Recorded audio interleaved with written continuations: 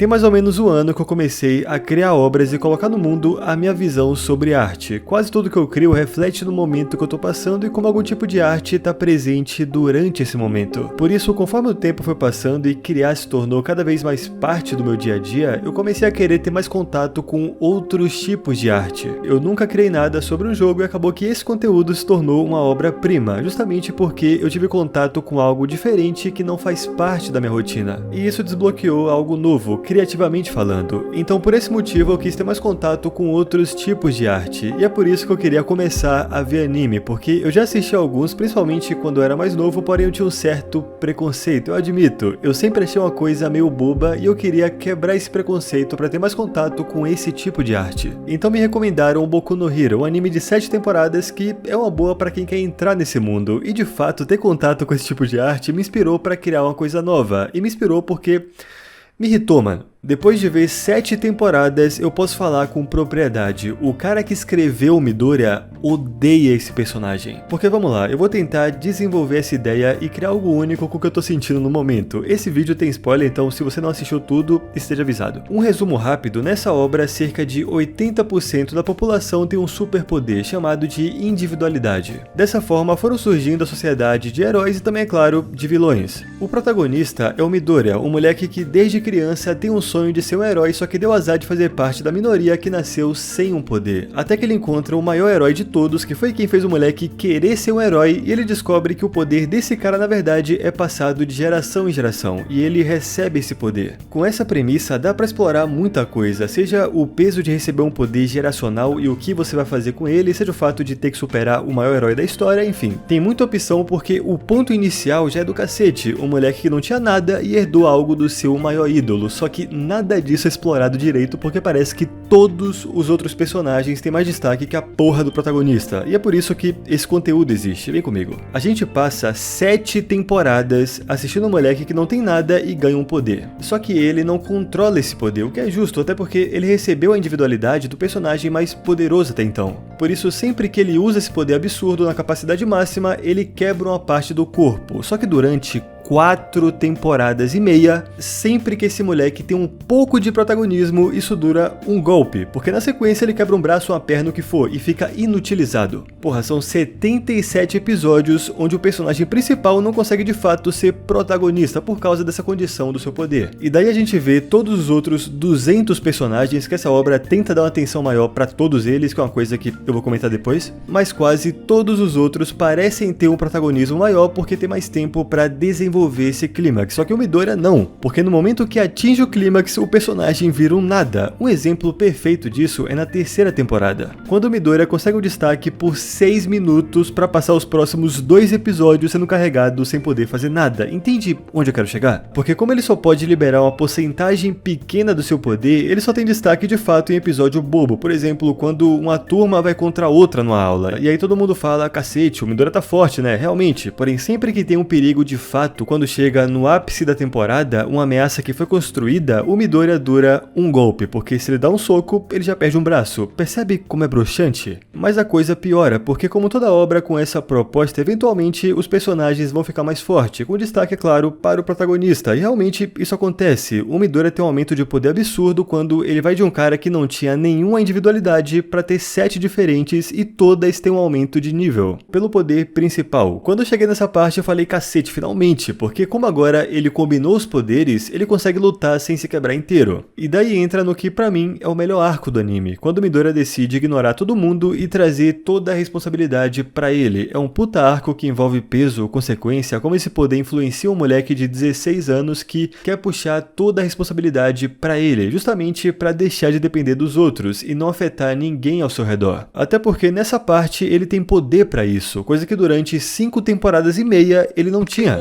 A atitude do Midoriya é uma consequência de tudo que rolou até aqui, dá pra você entender. Por 6 temporadas ele tinha um poder forte e não conseguia usar ao máximo. E por esse fator, outras pessoas eram envolvidas, incluindo o cara que te passou esse poder. É por isso que esse arco tinha tudo pra ser uma virada de chave, e faz sentido ele seguir por esse caminho. O protagonista de fato tendo todo o protagonismo, tudo girando em volta dele, só que Infelizmente, isso dura 5 episódios. E assim, por mais que pudesse ter uma duração maior, é maneiro que ele volte ao normal, até porque ainda é um adolescente. O autor usa toda a relação que ele construiu com outras pessoas para tirar o peso do personagem. Por isso, quando as coisas voltaram ao normal, por assim dizer, eu achei que agora ia juntar o melhor dos dois mundos. Você tem personagens como Todoroki e Bakugou já desenvolvidos, a história do Bakugou é absurda de boa, inclusive, e agora com essa parte já feita, você consegue finalmente dar mais espaço pro Midoriya, principalmente agora que ele tem poder para isso. Pois bem, o personagem principal simplesmente evapora numa temporada inteira. Cara,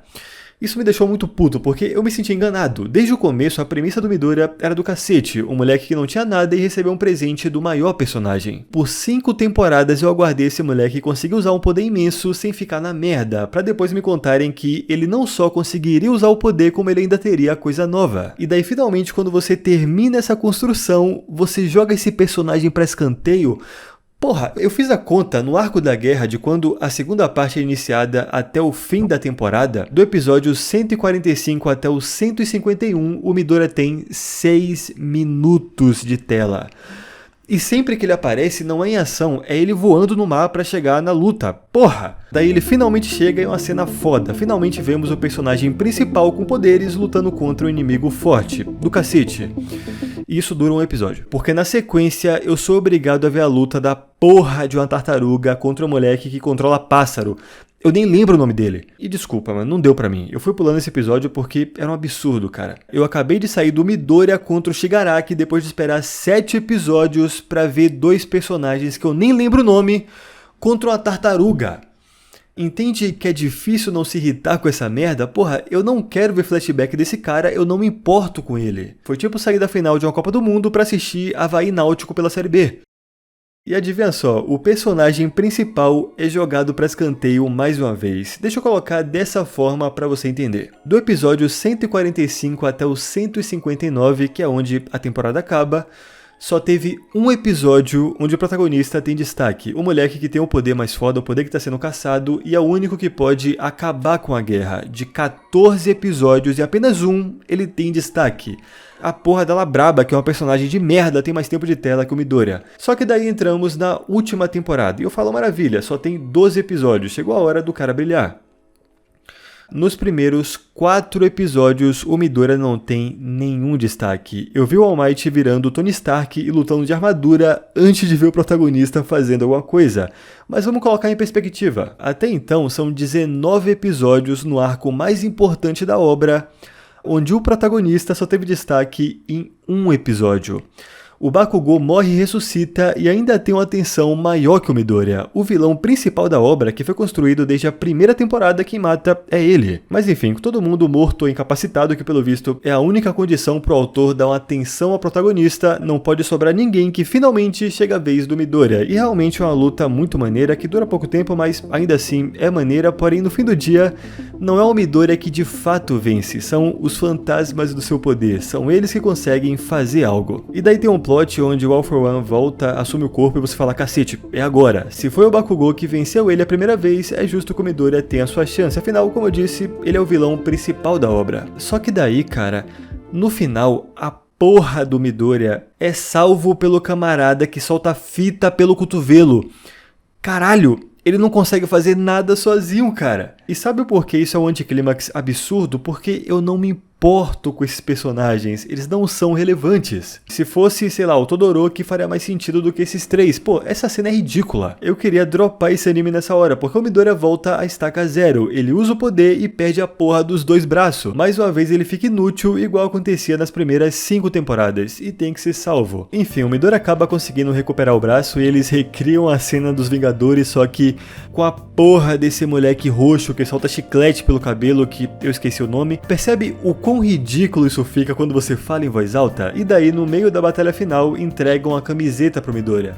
porque o mundo tá acabando, mas vai que ele pega uma gripe. No fim do dia, o Midoriya não conseguiu fazer nada sozinho, em todo o desfecho ele teve que ser ajudado, mas enfim, a luta acaba e pra melhorar a situação, o garoto que se quebrava toda vez que usava o poder termina a obra sem individualidade, ele volta pra mesma situação que ele tava no começo, podia, sei lá, falar que mesmo perdendo um pouco ainda restava a super força que ele tinha, pelo menos qualquer resquício do poder que o moleque passou 7 temporadas tentando dominar, e dessa forma cumpriu o objetivo lá do começo, que era se tornar o maior herói de todos. Buscando esse objetivo, ele quase perdeu o movimento do braço e nunca mais vai ser o mesmo, e ainda assim no final, o moleque fica sem nada. Ou seja, o corpo dele ficou com todo o prejuízo, enquanto o Midoriya perdeu o bônus que gerou esse prejuízo, ele vira basicamente um NPC. Eu não consigo achar outra coisa, o autor dessa obra odeia esse moleque. No final, o Midoriya é esquecido, todo mundo é reconhecido, menos ele, o cara que basicamente salvou o mundo. Personagens que ninguém se importa direito têm mais reconhecimento que o protagonista no final. Enquanto todo mundo realizou o sonho de virar herói, ele virou professor. O que beleza, é uma ideia maneira, o cara que salvou o mundo tendo a profissão normal, só que o problema é que não foi uma opção do personagem. Ele acabou como professor porque ele perdeu tudo, porque ele não pode mais ser herói. E por isso parece que ninguém lembra do que ele fez. Eu tô falando, cara, o autor odeia esse mano. Daí no final ele vira o Tony Stark, depois de 8 anos sem poder fazer nada, dão uma armadura pra ele conseguir fazer alguma coisa. E ele só consegue essa armadura porque seus amigos financiaram pra comprar pra ele. O cara salvou o mundo, ele nem tinha dinheiro pra poder comprar a porra da armadura sozinho. Sei lá, cara, a obra de fato é muito maneira e me ajudou a quebrar um pouco esse preconceito que eu tinha com o anime, mas pelo visto eu escolhi uma obra onde o protagonista é uma merda. E é por isso que esse conteúdo aqui existe. Eu queria colocar isso pra fora e registrar a minha experiência tendo contato com um tipo de arte.